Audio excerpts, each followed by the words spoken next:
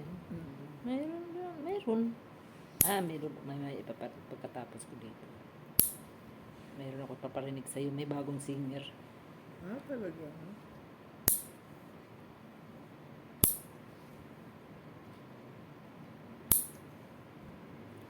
Kung hindi ka tumawag, gagala na naman sana ako eh.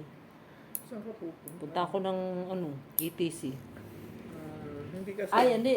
Star Mall ba? Star Mall. Star Mall. Kasi bago na yung ng Star Mall eh. Sana ngayon ay Star Mall. So yan guys, ipapakulay na. Common na tong kulay na to. Pero ako, hate na hate ko yung ganong kulay. Yung parang orange. Orange ba yun? O peach. Yan pala yan.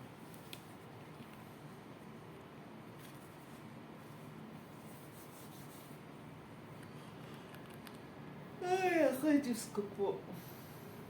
Naantok na siya. O, tinan mo. Ay, parang puti. Anong puti ka dyan? Ayun o. Okay, pwede na. Para maiba. Sabihin na naman ng asawa ko, ano naman yan? Pinaglaruan mo yung... Sarili mo. Alam mo naman yun, ano yun eh. Conservative. Napaka...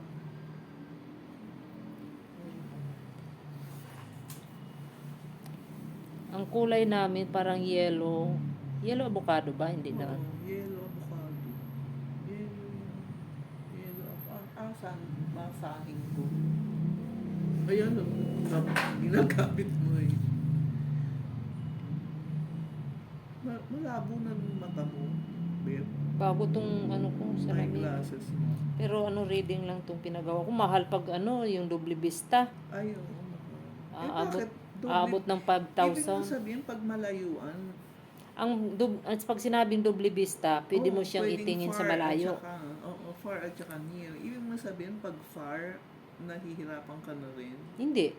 O hindi pala eh. Kaya reading glass lang ang pinaano Oo, ko. kaya pala reading. Ako rin sa far, hindi. Wala akong problema. Walang problema sa akin. Pero sabi nung meron daw akong astigmatism. 100 na daw. Ano ba yung ibig sabihin ng astigmatism? Ang astigmatism, ano yun eh, walang isang sakit ng mata na hindi na siya ay natitreat lang kapag naka-eyeglasses ka. Oh? Kaya dapat mo aalisin yung eyeglasses mo. Paano to? Kasi lang, reading glass lang to. 100 dapat daw kasi ang pag astigmatism dapat lang daw. Nasa mga 20 lang. Sa akin, umabot na sa 100 yung astigmatism dito. Kabila. Yan yung... Pero hindi naman sumasakit ulo ko. Yung eyeglasses mo, magkano yan? Ano to? May discount to eh. May seniors discount to eh. Kaya naging... Pinagawa mo? Sa ano to? Ano ba yung... Ang ganda pa ng niya oh. Vision? Hindi vision. Ayan oh. Audio. Saan yun? Sa SM. Audio ba? Bago to sa SM. Bago ba yan? Ewan ko siguro kasi... Kasi ang mga nandyan, Ideal, Vision. Bago siguro. Kaya medyo ako. Mura. Magkano to? Naka-discount ako. Na lang yan? 2,000. Pero inano ka nung May discount. Chinek yung mata mo sa machine. Chinek ako. Yun nga yung nagsabing Meron akong astigmatism. Oo, may astigmatism daw ako. Hindi ko naman alam ng astigmatism. Ako din may astigmatism. Astig. Ang alam ko lang astig. Dumidikit yata yung paa mo ah.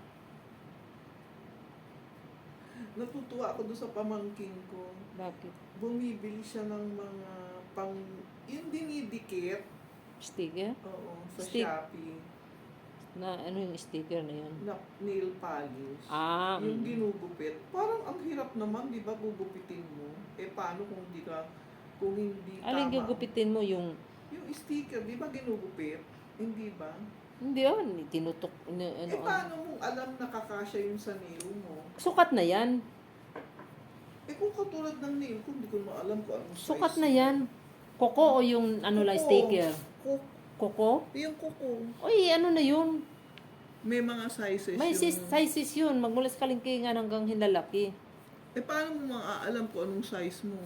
Hindi mo naman ano yun. Talagang pag ganyan, mayroon din para sa mga hinlalaki sa paa. Mayroon din mga... Hindi ba mas malaki? Yung iba mas malaking kalo. May malaki, may maliit. Pero size na yan sa dito.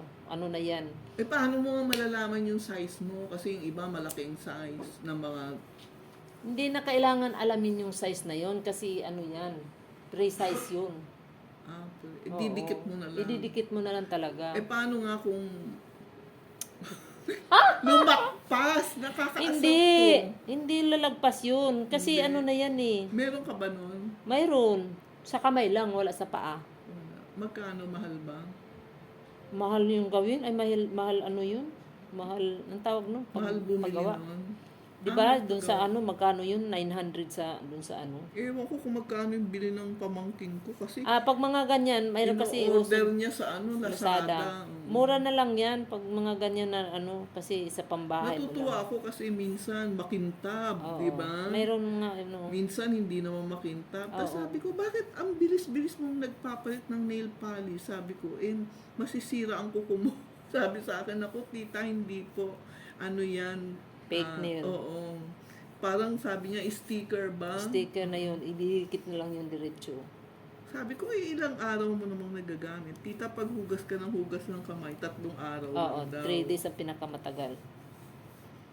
Nung hindi na ako tinawagan ni ma'am, nun, yun ang ginagawa niya, fake nail. Didikit lang kasi may pandikit na talaga siya na okay no. Madali namang matuklap din. Oo. Kaso lang, parang nagbabalak kang magpipake nail. hindi, kahit na maglagay ka naman nun, tapos hindi ka naman nag-cleaning, ang wala rin. sagwa din. Sagwa. Hindi naman. Natatakpan. Parang ganyan lang din. Di ba, maglagay ka, ito, nandito pa ito. Oo, kaya nga. Hindi pa rin natatanggal. Hindi na makiklean yung paa mo, maninigas na yun. Oo, manigas na lang ng manigas yun. Tapos hindi lang yun, di ba? Pag humaba yan, susuksok ng susuksok. Oo. Pero natatanggal mo kaagad yun eh. Akala ko yung sinasabi mo yung extension, yung palang fake nail na Iba pa yung extension. Iba. Parang extension na rin yun kasi mahaba yun. Yung niya lang, may na siya, may mga kulay na siya. Pero yung kanya, hindi. May design na nga. Hindi, yung kanya, kung anong, walang nails, walang sobra. Talagang kasyang-kasya doon sa nail niya. Oo, kasi may medium, may large, may yan, may small. Kung medium ka, medium, bilhin mo. Paano mo malalamang medium ka? Di ba? Di sa susunod, pag na maliit ang sukat, doon ka, bibili ka ng panibago. Ng medium. Huwag ng large na, kung malaking kuko mo. Pero ang alam ko, one size lang talaga yun. Kahit malaki o maliit ang mo kuko, dahil one size lang yun lang yun.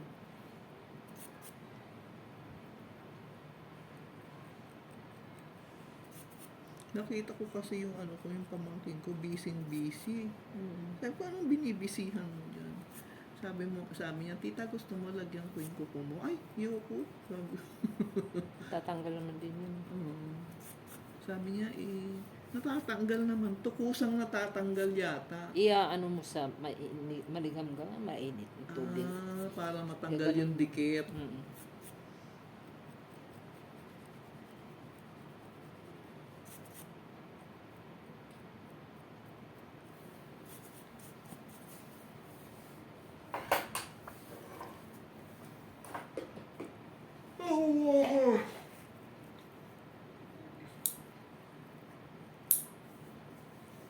Gusto mo magkape?